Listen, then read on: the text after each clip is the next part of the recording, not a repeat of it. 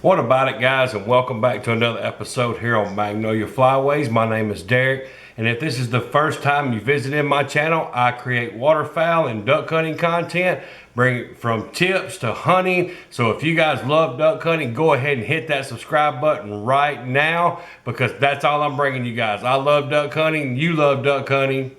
So go ahead and hit that subscribe button. We got a lot of things coming up, guys, that I don't want you to miss out on this upcoming season. Got collaboration hunts with Chasing Green, the Quack Addicts, Black Belt Waterfowl, True Southern Waterfowler.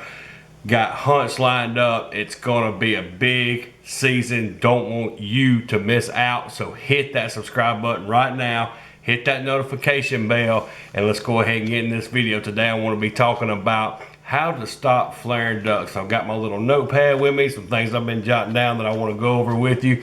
So strap yourself in and let's get to it. So one of the first things I want to share with you is, and you hear this all the time, is concealment, concealment, concealment. And concealment is one of the biggest factors.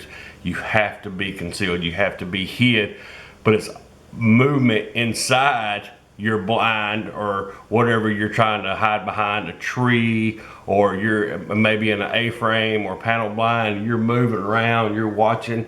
Ducks pick up on that, guys. They see you move. They saw somebody move. They saw something they didn't like, which is usually they pick you out, your face, but mainly they pick out movement. So be aware of those things. If you're hunting with a big group of guys, we always try to pick one person who's going to be that, what we call our eye guy. You know, he's the one that's going to be watching the birds. He's going to keep his eye on the birds for us. He's going to let us know left, right, out front, communication, another big deal. So everybody's being still, no head movement. Everybody's trying to cover their face up. Got that one guy watching, and he's communicating with the other guys. They're on the left, they're on the right. You hear so many times they saw you move, or you know, they saw somebody and they flared. So just be conscious of this thing. Or somebody yelled out, there they are, right there. Well, where's right there? You know, was they on the left? Was they on the right? Are they right above us? Where are they? You know, so communication, not moving, hiding.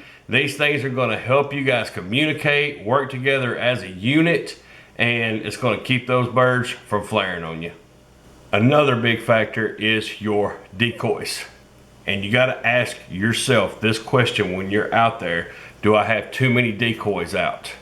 Or if I have too many decoys out, do I have enough movement that equates to all my decoys? You see a lot of ducks on the water, guys. They make a lot of noise and they make a lot of movement. So if you're hunting over a bunch of decoys, you kind of need that same ratio of calling and movement to match however many decoys you have in your spread. You minimize your decoys, you can minimize your calling, minimize your movement on the water. But these are big things. If you got one person calling and you got 5 dozen decoys out, and you only got 1 or 2 little rippers over there making a little bit of splash, it's just not enough, guys. Ducks pick up on that. They know it's not natural. It's not realistic to them. So they flare on it. It scares them because they've seen decoy spreads from Canada all the way across the country. They've been through the battle lines. So ask yourself that. Am I hunting with too many decoys? Do I have enough movement? Am I making enough calling to equate to however many decoys I have running in my spread? Guys, think about these things when you're out there. This is going to help you get those ducks, working ducks, get them down and get them committed into your decoys. Well, since I brought up calling, we might as well talk about this now. Calling is one of those things you really have to pay attention to your birds and how they're working you. When you call, how loud are you calling? What type of calling are you doing? You've got to ask yourself and watch how the birds react. I've had times where I called at ducks and they just bounce off the sound. Or we'd call it ducks and they'd immediately flare. you have to pay attention to these things. In that case, I would stop quacking at them and maybe swap to a whistle or something like that, something a little more subtle, something a little more comfortable. You're not putting that pressure on those ducks. So be conscious of how you're calling, what you're calling, and how you're doing it. You know, am I doing high pitch calling when I need to be doing some low tone calling? And there may be, this goes back to your decoys. You know, like I said previously, if you got a bunch of decoys out, you need to have a lot of calling, but that doesn't, what I'm saying is that doesn't mean that everybody needs to be blowing hail calls and greeting calls. Everybody can be using whistles, and it's just as effective. It's a lot more comforting to the ducks, and I guarantee it, if you use this coming up duck season, this is gonna help get those ducks down in your decoys.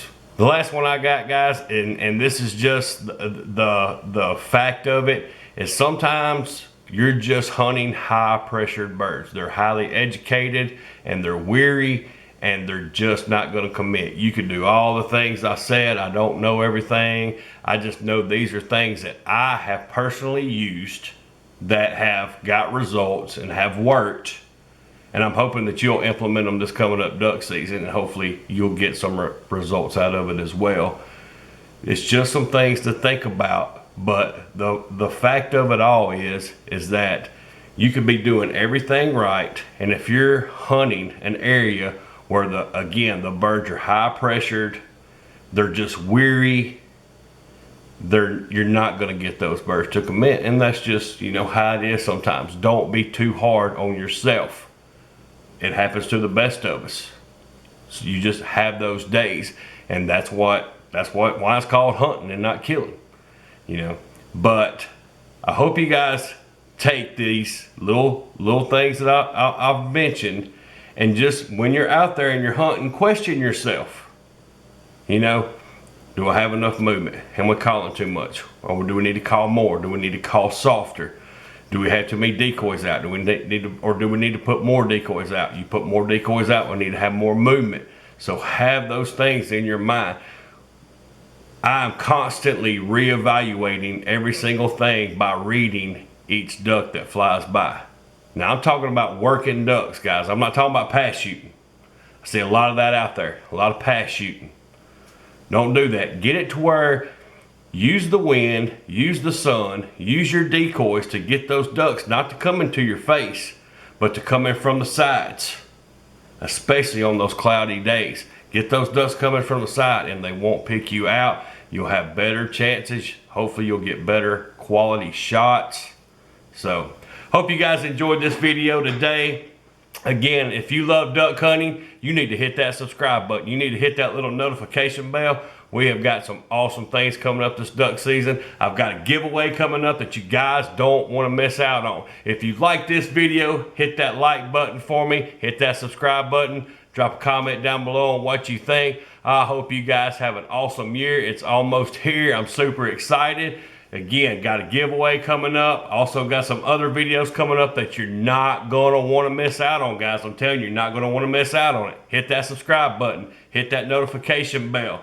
And I will catch you guys on the next one.